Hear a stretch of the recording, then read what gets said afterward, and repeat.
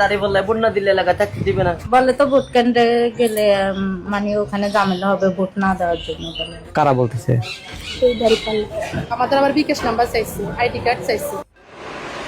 চট্টগ্রাম 10 আসনের জামায়াতের প্রার্থী মোহাম্মদ শামসুজ্জামান হেলালির সমর্থকদের বিরুদ্ধে হিন্দু সম্প্রদায়ের বাসিন্দাদের বাড়ি বাড়ি গিয়ে ভোট কেন্দ্রে না যাওয়ার জন্য ভয়ভীতি দেখানোর অভিযোগ উঠেছে। এই অভিযোগের পরিপ্রেক্ষিতে ঘটনাস্থল পরিদর্শনে এবং স্থানীয়দের বক্তব্য জানতে এবার চট্টগ্রাম 10 আসনের হিন্দুপাড়ায় ভয়েস বাংলা টিম।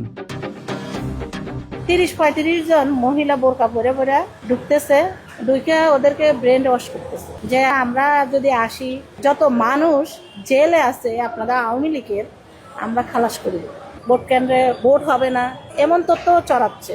আমাদের বাসাও আসছে এরকম কথা, ওনারা আমাদেরকে বলতেছে ভোট কেন্দ্রে যাই এলাম মারামারি হবে, ওই দিন কোনো ভোট হবে না।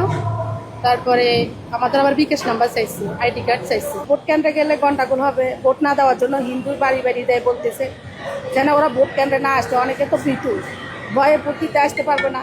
এখন এই পাড়াটা যদি দেশের 10,000 মানুষ আছে, তো এই হিন্দুরা কি করবে সেটাই হলো প্রশ্ন। পরশুদিন কতগুলা মহিলা এসে এটা বলতেছে, মহিলাদেরকে বলতেছে কি বলে বুড়ো গন্ডগুলো যাই না, এটা বলতেছে। এখন মনে করেন বাড়িতে তো মনে করেন ছেলেরা থাকে না, যেমন ধরেন আমার ফ্যামিলির মধ্যে আমি থাকি না, আমি কার্যক্রমে থাকি, আমার বাসায় হুক করে আসি বললো এখন মহিলা মানুষ ভয় পাই যায়।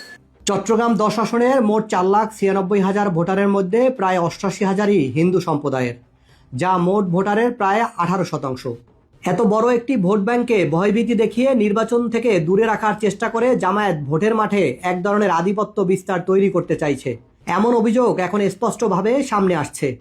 বলে তো ভোট কেন্দ্রে গেলে মানে ওখানে ঝামেলা হবে ভোট না দেওয়ার জন্য বলে। কারা বলে? দাঁড়িপাল্লা জামাত আর কি। দেখ মাইয়াল বড়টা ব্যাপারে আইয়ে মুখমেতে মাছ দিতে আইতে দুটো লোক এসে বলছে যে আমাদেরকে ধমকা দিছে যে আমাকে ভোট কেন্দ্র ওখানে না যাওয়ার জন্য, ওখানে নাকি বলে ঝগড়া করতে হবে, মারামারি হবে।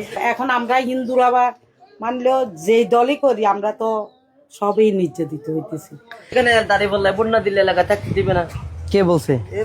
মহিলার জামাতের কয়েকজন কর্মী আসছিল 2-3 দিন আগে।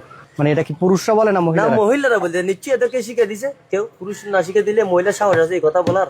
জামায়াত ইসলামী মুসলিম ভোটারদের কাছে ধর্মীয় আবেগকে পুঁজি করে ভোট চাওয়ার নামে জান্নাতের টিকিট বিক্রি করছেন। হিন্দু সম্প্রদায়ের ক্ষেত্রে সেই কৌশল কাজে লাগছে না বলেই তাদের উপর চাপ সৃষ্টি করা হচ্ছে। প্রথমে যেটা ছিল ধর্ম দিয়ে চেষ্টা করছে ধর্মীয়ভাবে এটাকে বিভিন্ন গতিতে নেওয়ার, এখন যেটা হচ্ছে সেটা অর্থনৈতিকভাবে চেষ্টা হচ্ছে। বিগত সরকারের সময়গুলোতে যেরকম ভয়ের কারণে মানুষ ভোট কেন্দ্রে যায়নি, ওরা ভাবতেছে এবারও যদি এটা করা যায়। সবকিছু মিলে জামাত মানসিকভাবে একটা টর্চার তৈরি করতেছে জনসমাবেশে। জামায়াত ইসলামের রাজনীতি বরাবরই এক ধরনের গুপ্ত কৌশলের উপর নির্ভরশীল।